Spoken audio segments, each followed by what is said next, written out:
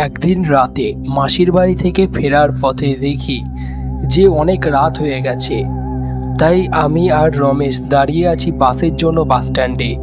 রমেশ, অনেকক্ষণ ধরে তো দাঁড়িয়ে আছি, কোনো বাস তো পেলাম না।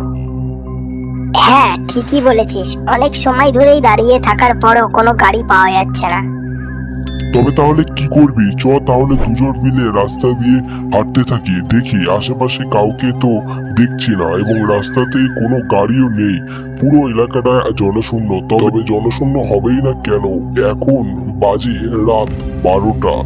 তবে আমাদের শহরে এই রকম সময়ে গাড়ি এবং বাজার ঘাট খোলা থাকে। তবে এটা তো গ্রাম, এখানে এইসব আশা করাটা ঠিক নয়।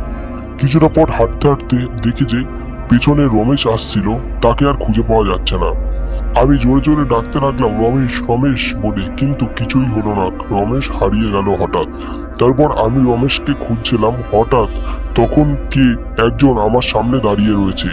আমি কিছু বুঝতে পারলাম না। তারপর অনেক সময় পর বুঝতে পারলাম যে এটা আসলে কোনো মানুষ নয়, এটা একটা পেতনি। তবে এই পেতনিটা বলে যে, এই কে রে তুই? এত রাতে এখানে কি করতে এসেছিস? আমার এই রাস্তা দিয়ে যে যায় তাকে আমি মেরে ফেলি।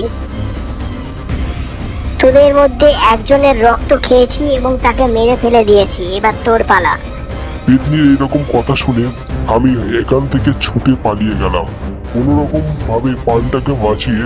তবে এই পেতনি রমেশকে খেয়ে নিয়েছে। তবে এখন আর নয়, সকালের দিনের আলোতে এসে এখানে দেখতে হবে যে ব্যাপারটা কি হয়েছিল ঠিক। পরবর্তী ঘটনা কি হয়েছিল জানতে হলে অবশ্যই চ্যানেলটি সাবস্ক্রাইব করে বেল আইকন বাজিয়ে রাখো।